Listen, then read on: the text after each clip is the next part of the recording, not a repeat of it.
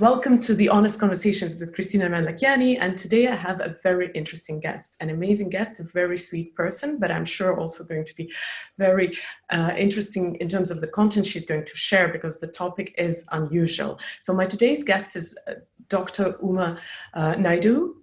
Welcome, Dr. Uma. I'll just say a few words about you. Of course, your biography is worth reading out, but I'll just say a few words casually, since my honest conversations are usually casual. Dr. Uma is obviously, she is Harvard-trained doctor, medical doctor, and psychiatrist. She's also a chef and a nutrition specialist, and an author of a book, Your Brain on Food. In US, it's I'll show it to you because you may not have it. It looks like this. This is Your Brain on Food. Yes, this is the American version. I understand that in UK it came out under a different title. I actually like it more, Food Mood Connection. The Food Mood Connection, yes. So, and that's what we're going to be talking about. So welcome once again, welcome all the guests. And I want to start straight away. I can see some connection between, my what's going on in my stomach and what's going on in my head. My connection probably started a long time ago when I was a kid, and I realized that chocolate makes me happy. Still does. And some connections are very obvious. Like if you take alcohol, obviously your brain starts functioning differently than if you don't take alcohol.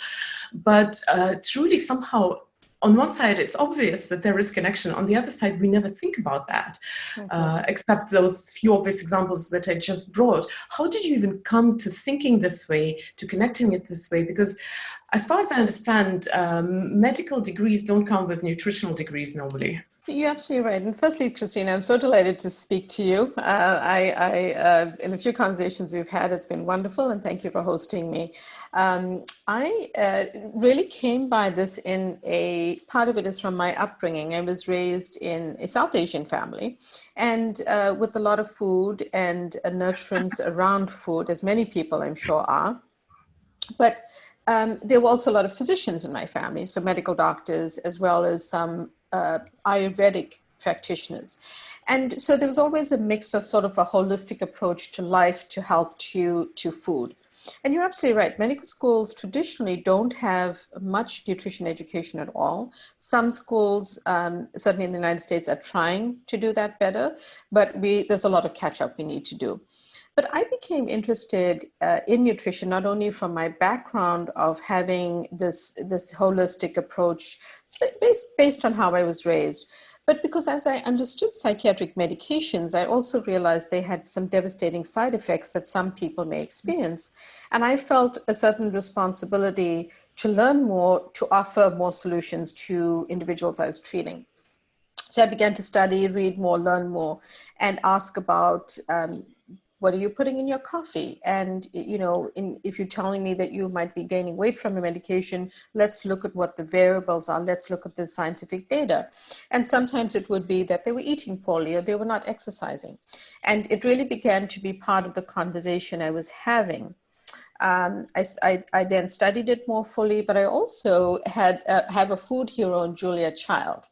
And I decided to go to culinary school really to fulfill a passion that I love food, and I love preparing food because to me, preparation of food was very mindful.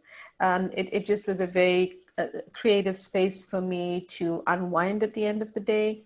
And I pursued it thinking I could learn more. And to conclude, I would say, I wish I could say to you, I had this grand plan that I was going to become a nutritional psychiatrist, but the truth is I followed things that I loved.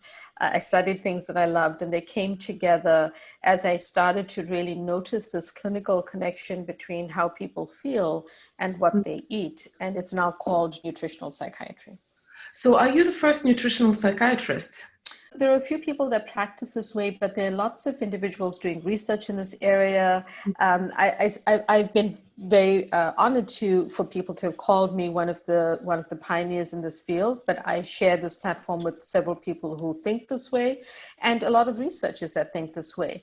I would say that in the United States, I've been able to pioneer starting such a clinic in nutritional psychiatry work at the hospital where I am, which is Massachusetts General Hospital. And it is a reasonably well-known place.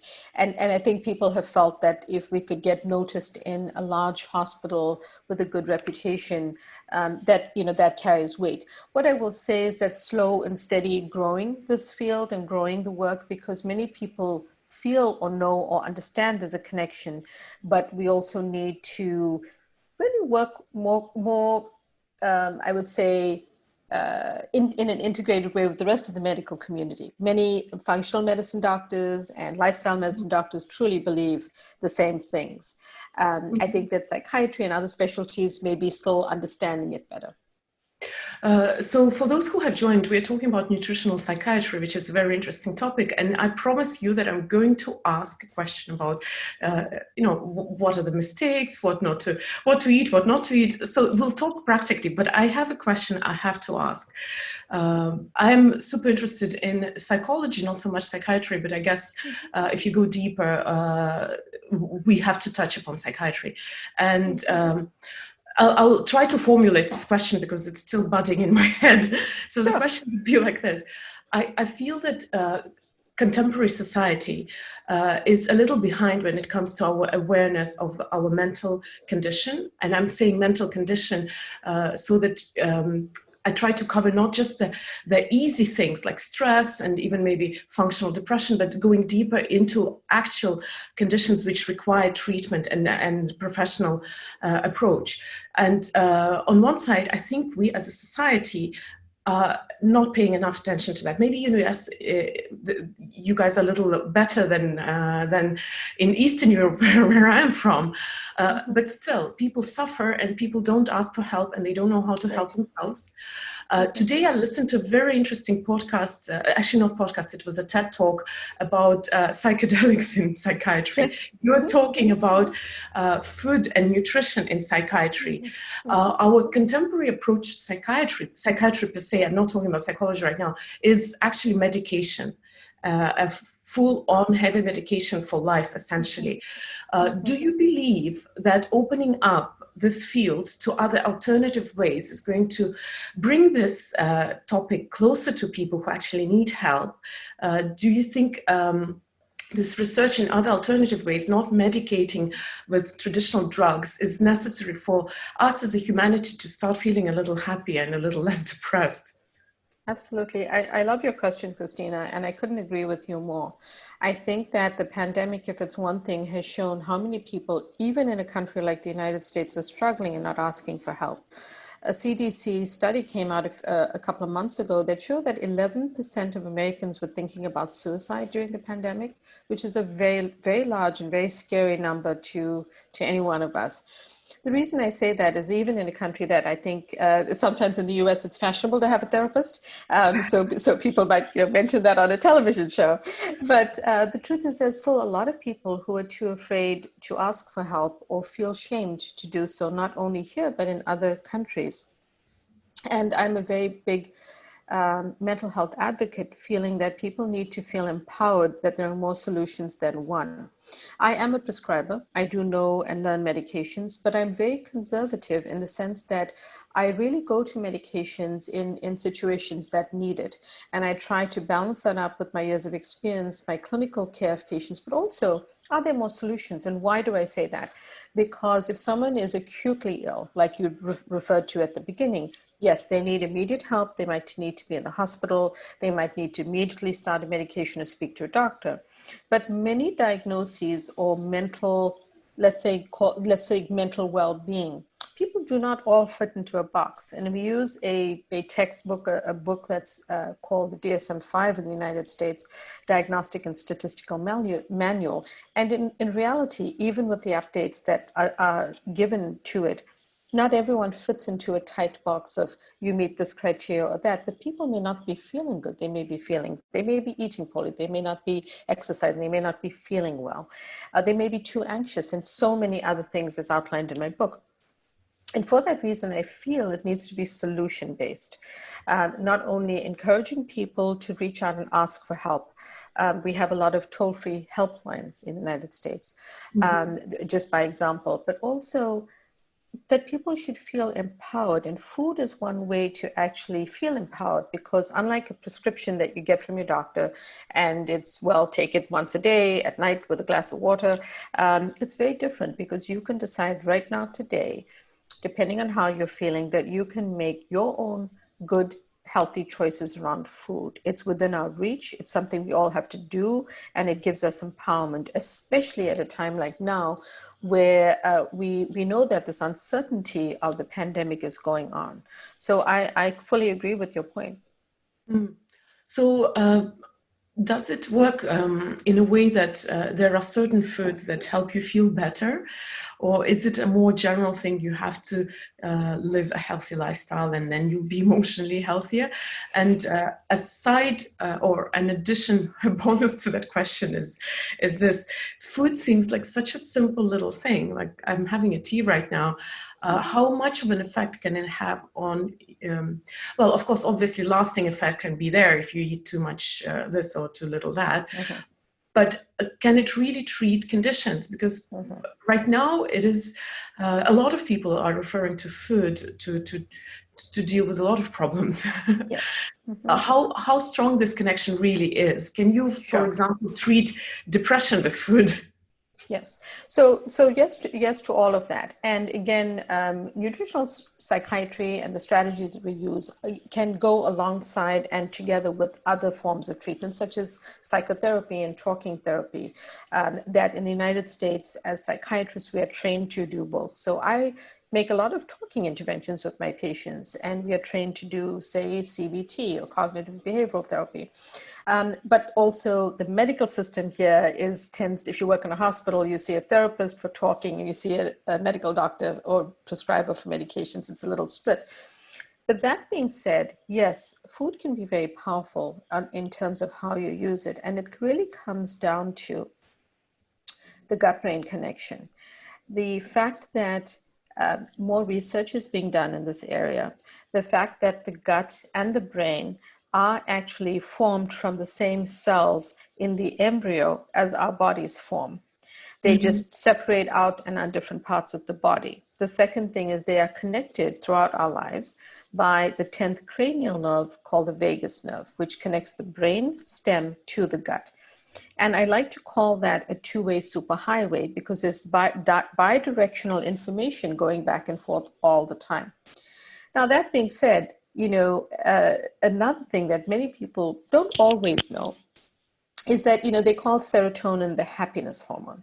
And it is the intervention used in SSRI medications in the United States called selective serotonin reuptake inhibitors. So many people know about Prozac or Zoloft, or other words for that are the fluoxetine or sertraline, by example.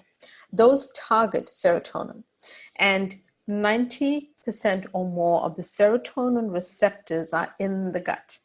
So when you think about it, if the receptors are there, how could that not be affected when we eat? Anyone listening to this who knows a family member or friend who might have taken such a medication, very often the first few weeks they have gastrointestinal side effects, and there's now, we know why, because of where the receptors are. Another important thing about the gut area is that so much of our immunity in the body is in the gut. So that's very important to us right now, because we want to strengthen our immunity and be eating in a way that strengthens that. The mechanism, Kristina, of how much of this happens is that there's something called a microbiome, which is this area of our gut that has 39 trillion microbes of different kinds in it.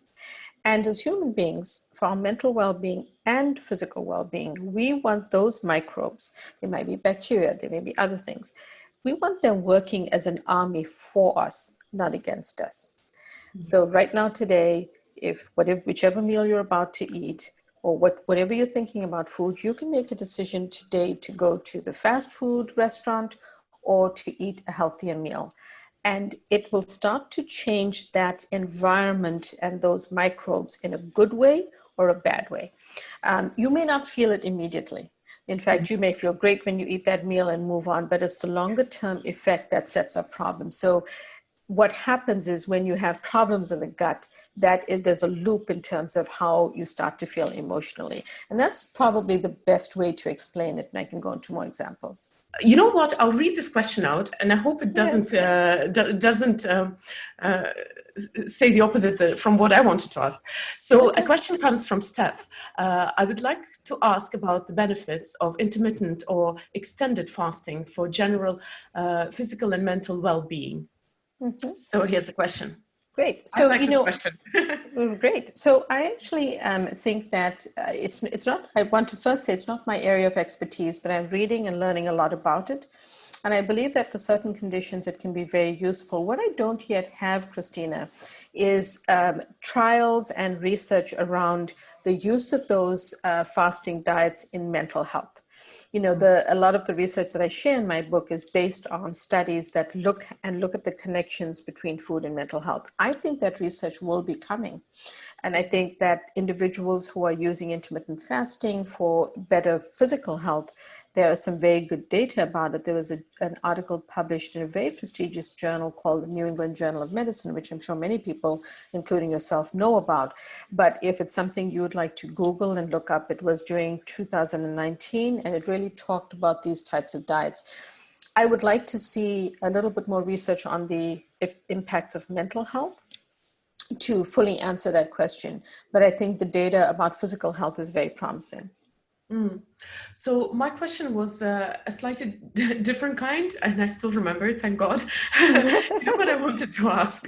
I've noticed that some things which have immediate effect on us, this instant gratification type of foods or drinks, for example, a glass of wine, which I actually like, being European, obviously, they make you feel better at the moment. But I've also heard that research shows that they, well, I'm going to say it unscientifically, they unhinge our nervous system. And what seems that it works for us and makes us feel better actually in a while starts working against us. How many foods have these deceiving qualities, like the piece of chocolate or that wine that I was talking about, where you have it and you feel good about it, but in the long run, it's actually going to mess you up? Absolutely. So let me start with just touching on the foods, and then I would like to share some of the science behind it. So, you know, in my book and generally, I think that when many people enjoy a glass of wine, they really, in my clinical opinion and from what I've seen, if you don't have an issue with it, if it doesn't make you feel badly, there is, you know, some good data around, say, red wine and certain alcoholic drinks not being entirely bad. And I say that with moderation because I'm always going to, the way I see it, Kristina, is more people drink alcohol than do not. And I would rather be able to embrace more people and say, look, I understand that you are drinking alcohol. I'm not against it. Here's how you can do it in a good way for your body. But then I also provide the caveats around when to start being concerned and when to maybe cut back. The first is if you know you're indulging too much during the pandemic, you know, maybe you want to speak to your doctor if it's becoming a problem, and here's why. When we have too much alcohol, alcohol itself is a depressant. It will worsen your mood. So you might feel light or calmer when you have that glass of wine or a few, and not in your case, but someone else listening. It's the longer term effect that will cause more depression and worsen your mood and may actually precipitate anxiety, in addition to the physical effects on your body. Drinking too much alcohol can affect your liver. If you are drinking too much alcohol, you can have mild symptoms of withdrawal. You can wake up in the morning slightly dehydrated. You can feel panicky. You can feel your heart racing. Those can be physiologic symptoms. So it's really how you use it. It's you know, if you can use it in moderation, enjoy that glass of wine and move on from it and manage that better, that would be perfectly fine. But also related to alcoholic beverages, sometimes people like a cocktail. In and itself, you know, a cocktail could have a ton of added sugar. In the United States, we use something called simple syrup. It's really sugar and water. So if you have a really delicious cocktail with simple syrup and several different liqueurs in it, that's not only adding sugar to your diet, it's the alcohol plus its other liquors that you're adding in. My suggestion around that is go for a purer alcohol. You know, go for some vodka with a fresh squeeze of lime juice, not store-bought orange juice and things like that, because those have added sugars as well. But make some sort of fresher version, add some mint, add some lime, fresh whole ingredients, and add a splash of soda water, sparkling water to lighten it up. So that way you're not getting all those extra sugar calories that you don't need, but you're still enjoying a nice beverage. So those are my basic guidelines around alcohol. When it comes to, say, chocolate and sugary foods, there's also the longer term effects, because there are ways in which, for example, same going back to serotonin levels, that foods that are rich in simple carbohydrates, such as pasta, potatoes, bread, store-bought pastries, pretzels, popcorn, you know, those candy bars, the chocolate that you might be referring to, all of these increase the insulin levels, and they allow more of an amino acid called tryptophan, the natural amino acid building block of serotonin. So when you eat these foods, basically it allows the tryptophan to enter the brain and be converted to serotonin. So you actually, within 30 minutes, have a nice effect. You feel good. You know, you eat the things that I just described. You say, hey, what's Dr. Naidoo saying? I feel great. She's wrong. And you know, the truth is, in that moment, you are feeling good. I'm glad. But like you appropriately said, Kristina, it's the long-term effect. Basically, these simple carbohydrates can be addictive. Our brain gets used to them, and then wants more of the cake, wants more of those candies over and over again. And even though initially they make you feel better, it's the longer term effects of the high blood sugar levels that over time become associated with brain atrophy or shrinkage, and even things like dementia. So am I saying that if you eat chocolate, you're going to get dementia? No. But I am saying if you continuously have unhealthy habits in relation to your food, in the moment you may feel okay, but the longer term effect is not great for you. So maybe modulating that in how you are eating would be helpful. So that would be the science behind, you know, the comments that you. I did notice somebody asked about coffee, and I want to ask that too, because coffee is another habit that a lot of people have. I actually had to get off coffee because it just interferes with my sleep so mercilessly. I just can't afford it. Yes, absolutely. So a lot of people, again, my approach with coffee is similar with alcohol. More people drink coffee in the world than not. So a coffee, based on the research behind it, is not an evil ingredient if you use it appropriately, in moderation, depending on the source. But if you are super anxious, if you are struggling with stress, it can make stress worse. It can worsen your sleep. Body intelligence is something I talk about to people that I work with. So if something is causing a weird feeling, making you feel jittery, making you feel unhinged, then it's not something, even if it's just a drink of coffee, that works for you. So switching to a tea or something that is more calming for you would be helpful. Coffee does worsen anxiety, but if you have about 400 milligrams a day in your coffee and you have it early in the day so that it doesn't disrupt your sleep, that could help. I also think what you add to your coffee is important. If you're adding a quarter cup of cream, as we tend to do in the US, and tons of sugar, as we tend to do here, that's not helping us. You know, those are just adding calories where you don't really need them. I think where you are, Kristina, a lot of people probably drink more pure coffee and drink it black. It's just, so then it's how much are you drinking, the effect on your body, drinking it early, and sticking to about 400 milligrams or less have been shown to not worsen anxiety. A couple more things about coffee. If you suddenly come off it, you can actually develop caffeine withdrawal, severe headaches, and other symptoms. So if you're struggling with it, come off it slowly. Slowly switch to less and less, and then switch to decaf, which does contain a little bit of caffeine.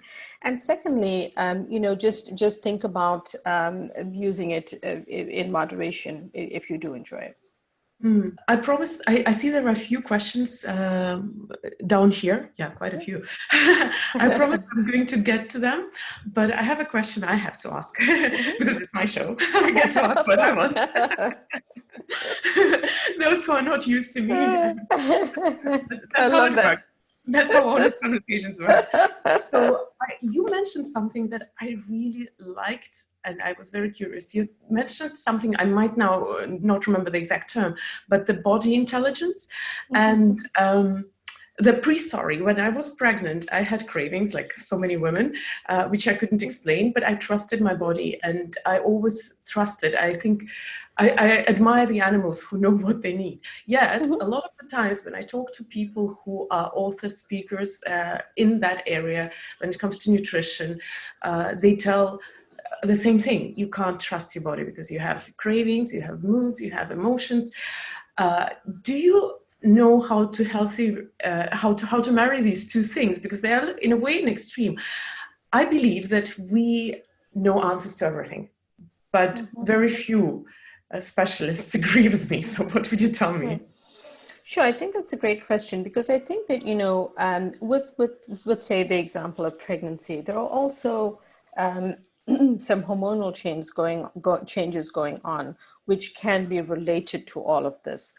And I think it's really about finding the balance between the food and the body intelligence. So if you said to me, Kristina, this is a favorite cake in the US called Twinkies, and it's highly processed. It has a ton of stuff in it that we shouldn't be having for our better brain health. And if you said to me, I'm eating 3 a day, and that's what I'm eating, as a doctor, I would think, well, are you getting enough nutrition for the baby? This is not the best habit. Can we help you maybe make a healthier version and then get you onto more natural sugars, say from fruit, that would be healthier for your body and for your child? Because there's a lot of evidence around the microbiome of the mother and the microbiome of the child. How even artificial sweeteners, if you are saying, oh, I'm not eating sugar, but I'm having a diet soda, can actually get transmitted to the child. So one has to be cautious. But if you said to me, I have a craving and I'm finding that I'm eating these healthy blueberries more often than usual, I would say to you, just make sure you don't have it all at one time, have an appropriate serving a day, and enjoy it. I think it depends on what the food is. But it also depends on your body intelligence, because I think that cravings are not necessarily always the same as body intelligence. Body intelligence is more that example of, that coffee, maybe it's a time of day or the amount that you drink, and it really disrupts your sleep. Cravings could actually be driven by many other things: emotion, taste, smell, aroma, being pregnant, feeling more stressed, the things that are sort of driven by stress eating that people talk about during the pandemic. There's some brain science behind that. Between the stress eating, for example, which is that the brain actually gets used to these, highly sugared, certain types of foods that it wants more of. And we know from some research that how sugar acts in the brain is pretty similar to how cocaine acts in the brain. So that there's a way in which when we get hooked on certain things, we actually can get somewhat hooked to them, and there's brain science behind it. So my answer to that is, I think they're slightly different. It depends on what that food is. Working with someone around, say you are eating that Twinkie, what can we do to help change that habit? Because we know it's going to affect the child. If it's a person who's not pregnant and you're eating something that you're craving, question is, should you talk to your doctor about getting some blood tests? Are you craving? Sometimes you crave a certain food because you're deficient in a certain mineral in your body. So maybe getting some basic blood tests from your doctor, speaking to him or her, and then taking that conversation further from that. I guess I'll adjust this question a little bit because I understand the whole thing with cravings is a little extreme, maybe. But do you think it's feasible for us humans to learn to listen to our body and to understand it better, and not blindly rely on things that we are being told? Why I'm asking it is because when it comes to nutrition, often we come in touch with very dogmatic teachings. Yes. You have to do it this way. And I've followed a few plans which consciously I understand and I agree with. But when I start doing that, I feel that something is off, and I go back to my natural diet. Right. Which, and I'm not talking about something unhealthy and following emotions. do you think it's feasible for us humans is there anyone who teaches us to understand how our bodies feel, and not just give us a bunch of rules, which I know are easier to follow? Absolutely. So, I think that there are certainly doctors in functional medicine in the United States, in lifestyle medicine, who really try to work in a similar way that I do, because I work in an integrated, holistic approach. I listen to what someone is telling me. I don't discount it. Part of that is, again, my roots of how I was brought into this world. I've always thought that life is it's not just one thing. It's not just a medication. Medication is one solution. It may not be for everyone. So I actually pay attention to what people tell me. If I think that they're doing something unhealthy, I'm going to tell them that's part of my role. But if I think that they're really struggling with something that they want to change, but they're sharing how their body feels about it, with nutrition, it's important to know that, because, for example, Kristina, I assessed adult female about just over a month ago, and she came to the appointment with her teenage daughter. Even though they're biologically related, they had the opposite reaction to the same healthy food. They've listened to their body intelligence and said, and it only came up because the daughter was sitting there with the mom accompanying her, and they said, yeah, but I felt differently, and we spoke about it. We have a microbiome with these 39 odd trillion microbes, and for each person that's mostly unique. So we might actually have different responses even to healthy food. So I do pay attention to body intelligence. I think that psychologically speaking, people don't like to be told, do this, don't do that. The more times I can share, with the way that my book is written, is it has lists of foods to embrace and those to avoid, so that people know things that they don't realize are problematic for for mental well-being. But when people know that they have more options and more foods, and that they can listen to how their body is reacting and make adjustments and speak to me about it, they do much better.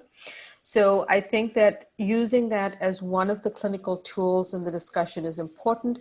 But the reality is, not all doctors may be open to that. Some doctors may feel, you, Kristina, are my patient, and you just need to do this. And that's when it becomes a conversation around flexibility. And if it's around food, what are the things that are safe to do?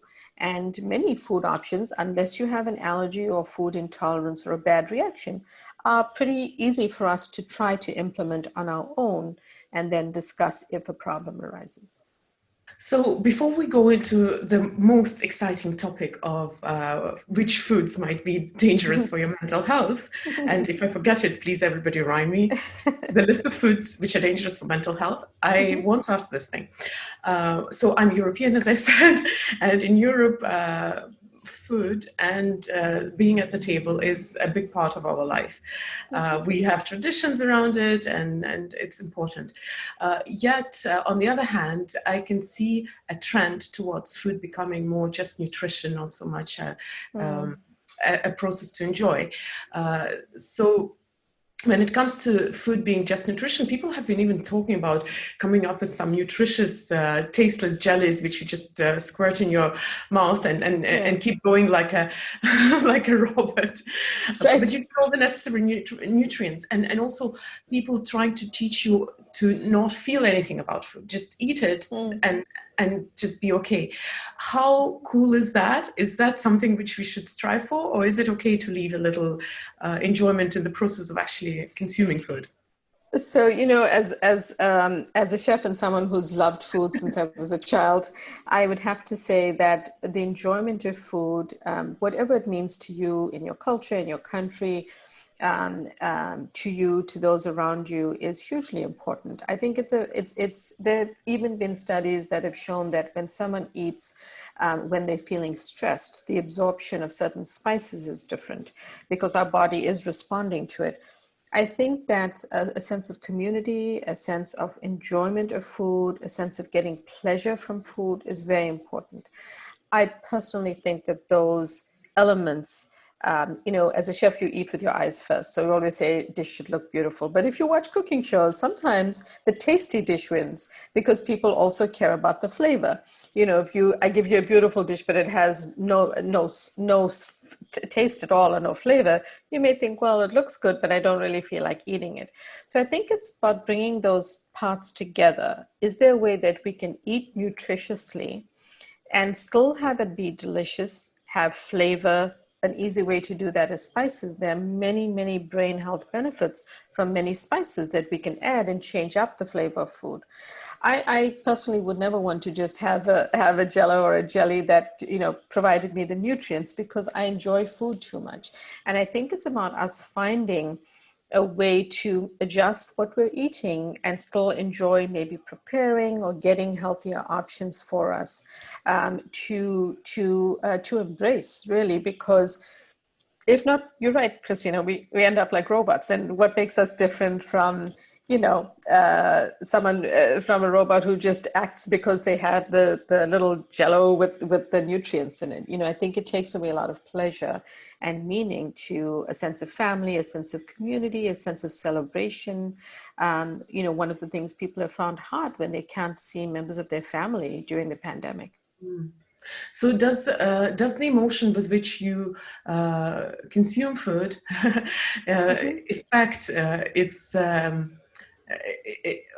how it works on your body? I feel like it does. And the reason I say that is that I referred to the study done where they were actually testing something else, but they also happened to look at stress levels, which are related to the hormone cortisol and the absorption of a spice that was in the meal.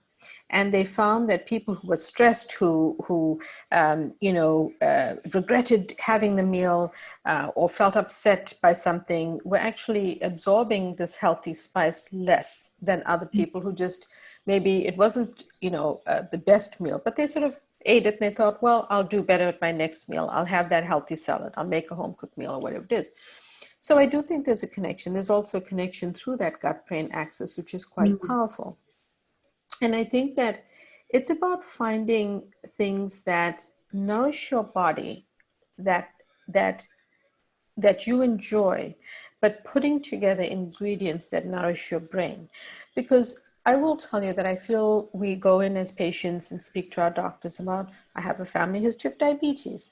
My father has hypertension.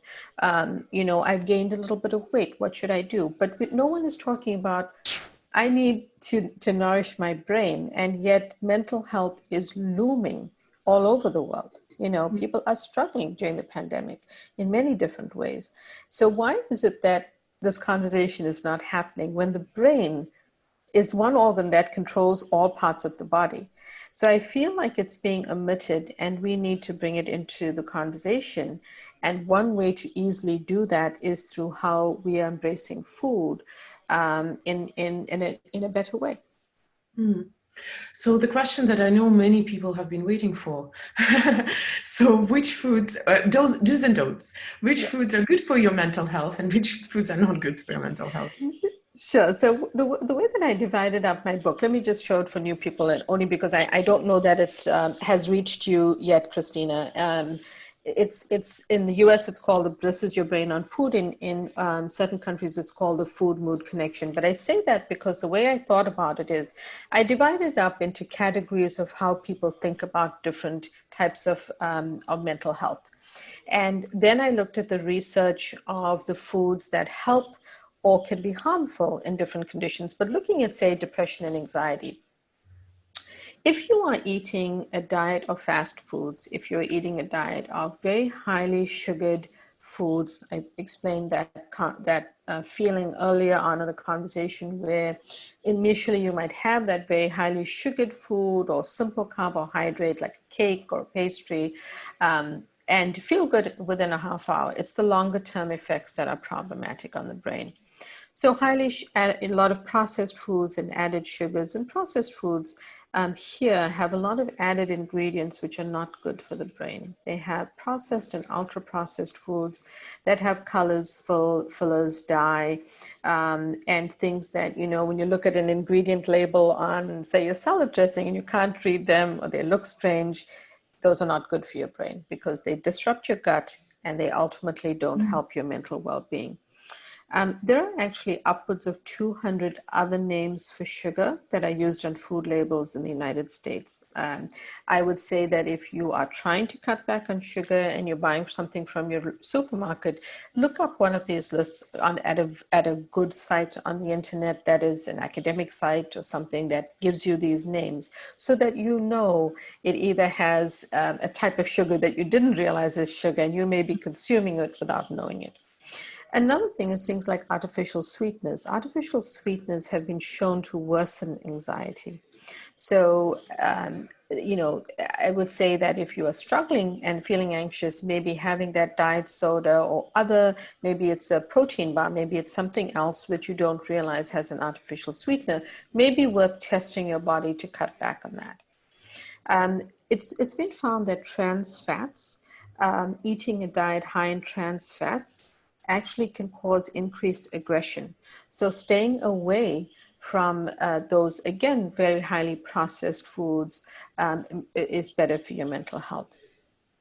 Another one that I will mention is that nitrates are often found in processed meat products, and nitrates have been associated with worsening depression. So, you know, those are some things that to be wary of. Processed vegetable oils, which are often, say, used in a fast food restaurants because they're inexpensive, worsen anxiety. So if you are depending on fast food restaurants, you are therefore consuming a lot of processed vegetable oils.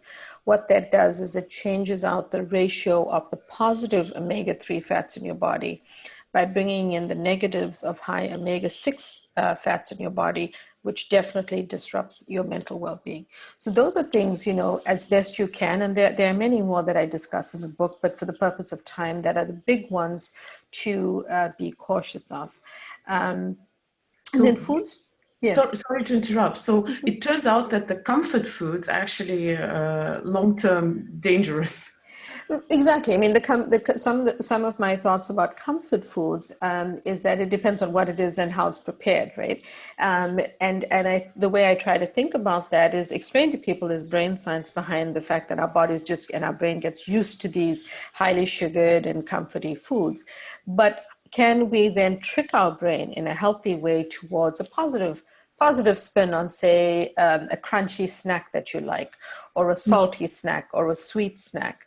You know, one of the recipes in my book is, even though bananas are a higher glycemic fruit, you know, if they're eaten in moderation, that's okay. So instead of a tub of ice cream, rather make, say, a fruit-based dessert and have a little bit of it, but it'll take care of that sweet craving. You can make a chocolate flavor using extra dark cacao, which is good for your brain because of the flavonols in it. So there are ways to work with yourself to really trick your brain towards those healthier choices. Because guess what? If you have the tub of ice cream in your freezer, that's what your brain's going to remember. But if you've prepared something else, so you're keeping fresh, you're keeping frozen blueberries in your fridge. Frozen wild blueberries have 2 times the amount of antioxidants, which are great for your brain. So maybe having that with a piece of extra dark chocolate could be a way that you start to think about dessert versus that, you know, tub of ice cream or piece of cake that's not going to help your brain in the long term. And which food is good for you? Sure. I'm talking, of course, obviously it's clear which food is healthy, which food is unhealthy. I'm talking about from psychiatric point of view. Yes, of course. So, you know, there are some pillars that I talk about in terms of mental well-being. But what I'll do is just give you some specifics. For example, omega-3 fatty acids in fatty fish like salmon, anchovies, sardines, and a few others. Actually have omega-3 fats, which are good for the brain. Now, maybe you don't eat fish, and there are some plant-based sources of these. And if you don't eat seafood, you know, you can have algae sea vegetables, chia seeds, flax seeds. They are rich in certain other types of omega-3s, which are also good. The other types of things are, believe it or not, the spice turmeric. It's often called the curry spice, but actually turmeric on its own is a spice. And turmeric with a pinch of black pepper has been shown to really help with symptoms of mood and help symptoms of anxiety. So it's been shown in randomized clinical trials. At least, say you're not cooking or you don't cook with turmeric, maybe getting some from your supermarket, using the dry spice, a quarter teaspoon and a pinch of black pepper in a tea, in a soup, in a smoothie, is maybe you make a chia pudding. I promise you won't even taste it if you put a little bit in there. It'll just change the color, but it's healthy for your brain. Now, the addition of black pepper, the pinch, is really to activate what the ingredient in curcumin, which is the ingredient in turmeric, make it more bioactive and bioavailable to your brain and your body. So there's something to think about just adding into your diet. Other foods to add in are things like probiotic and prebiotic rich foods, because these foods take care of that army of gut microbes that you want to be working for you and working for your better mental well-being and your physical well-being. So adding things like prebiotic foods, which are rich in fiber, such as onions, garlic, leeks, and several others, is helpful. And then fermented foods are actually sauerkraut, kimchi, miso, kombucha, always unsweetened, and a version that's not loaded with sugar, are helpful. Kefir or soured yogurt, all of those actually fortify your mental well-being because of their actions on the gut.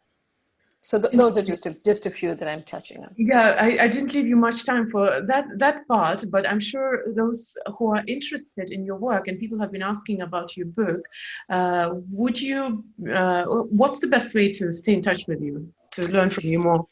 Sure. So I would love for you to, if you're interested, follow us on Instagram, where we share a lot of educational material and updates and research. And that's at DRUMANAIDOO. So it's at Dr. Uma Naidoo.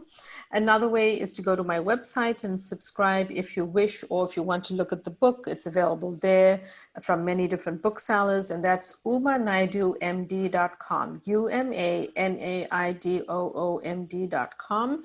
And it'll give you links to the book if you're interested, or we try to not bother people, but send out, weekly newsletter with some nice information of the work that we're doing. So I promised to check the questions, and the questions Yes. are thorough. Some of them are very some of them are very specific, so definitely follow Dr. Uma. But I'm going to ask a funny question, because one of them was funny. And I had a long conversation with my mom about that, because coming from the Soviet Union, I have a very, very conservative view on a lot of things. So the question came from Nancy. What are your thoughts on marijuana use? That's the question I'm going to. I love it. So it's interesting, right? Because marijuana in the United States, cannabis has been legalized in certain states. But as a psychiatrist, there are a few things about it. Sometimes people, depending on the source of how they're getting it, it can have mixed in substances. And the mixed in substances can cause real mental changes in the brain. And I've seen this happen.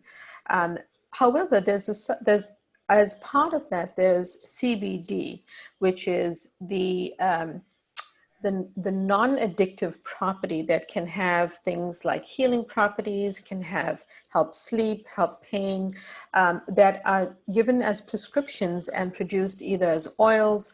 I have spoken to and been interviewed by a doctor who has and I get no benefit from this, who has a very great practice really educating people about the safe use of CBD.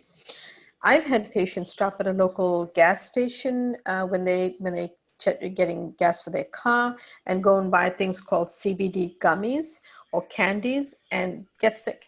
So it really matters what the source of the cannabis or the actual CBD is. So I'm a supporter of safe use of CBD through a prescription or a legitimate prescriber who knows that what they're providing for you is actually safe and a clean product doesn't have those addicting properties. So, I think that that would be, based on my clinical practice, the best answer I have for that. Thank you so much. There were a lot of questions, I said, which are serious. There were questions about connection between food and Sure. different other conditions. But I'm going to share this interview, and I'm going to share also the link to your Instagram when I share this interview on my Instagram. And there has been a link here, so I'm sure you don't mind people asking you directly after this live session their questions. Absolutely. When we post things on social media, people follow us and they ask about the posts, and I'm sure I actually can't see all of the questions myself, but if it's related to a specific condition, what I would say is the book is divided into 11 chapters. It describes so the book is intended to be a guide, and please understand, Christine, I'm not here to sell the book. I'm here to share it as a You're welcome. resource. Sell the book. Well, come on! If you think it's helpful, you should advertise it. Well, it's maybe I'm a little bit. I would love for people to buy it because I think of it actually as a guide, and here's why. It's 11 chapters. Chapter 11 has recipes that I've really made simple and straightforward, and the other chapters go through different, let's say, diagnoses or mental conditions that people may recognize: OCD, PTSD, ADHD, bipolar disorder, so beyond depression and anxiety that you and I spoke about. And that would be, in all honesty, the best way to get your hands on some information. What we do on Instagram and my website is we give you scientific updates, because guess what? The science changes all the time. So some things that I wrote in my book literally a year ago, because it takes about a year for the book to actually come out, have been updated. And we try to provide those updates through social media, on the website, and say, hey, this study came out and this is how I'm thinking about X, Y, or Z. But basic questions can be answered there because you would just, answer it. We do posts about these things, and I'm sure you can interact with us that way. Mm-hmm. So yes, follow Dr. Uma, and I'm going to ask the last question.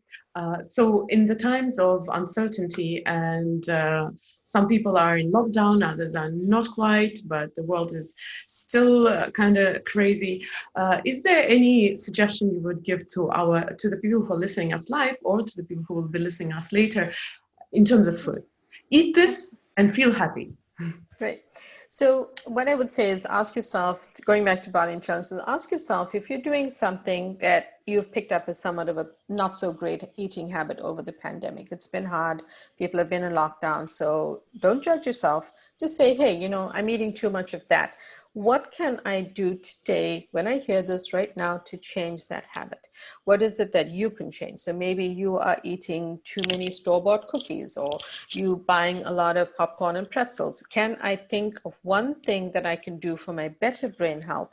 Maybe that is something simple as eating a really good salad every day with lots of leafy green, colorful vegetables, all great ingredients for your brain, and a healthy side of a protein that you like. Protein can be plant-based, it can be animal-based or seafood, whichever you choose. But can you make that one change today?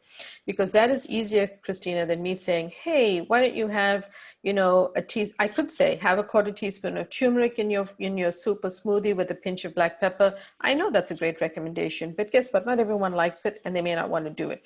But if I said, hey, ask yourself what you're not doing right. Can you change that one thing by stopping it or cutting back and adding a really good healthy habit, like a good salad, eating more fiber, which we can only get from fruit, vegetables, beans, nuts, seeds, legumes, and healthy whole grains. That feeds your gut. A happy gut is a happy brain. So even if you brought back those foods today instead of the fast food lane that you're going to, that would be a good thing for you to change. Thank you so much. Thank you, Dr. Uma, for coming and for sharing your wisdom. I wish we had more time because obviously Me too. there's so much to talk. and ask. And there are so many questions I didn't even read out. I'm sorry, guys, but as I said, whatever catches my eye, because we just don't have time for every single question. Sure. But I do have a tradition, and some people don't know my honest conversations. And my tradition is to ask guys to leave a heart to my guests for coming and for sharing. Thank you. That is so sweet. I love that. Thank you. Yes, leave your heart here in the comments, or if you're going to watch it in the recording, then leave it under the recording. There are hearts coming in. Wow, I don't want to finish thank this. You. Just watching their hearts. So thank you once again, lovely. everyone, thank you. for participating, for asking questions, and to you particularly. And more than the wisdom and the knowledge, I want to thank you for your very warm and kind energy, and for making me feel so good. It was my first honest conversation on this platform, and you really made it much easier for me. Thank you, Kristina. You are lovely to speak to, and you have such great questions that are intuitive and smart, and you're a thoughtful human being, and I love talking to you. I'm happy to talk to you anytime again. So thank you for hosting me.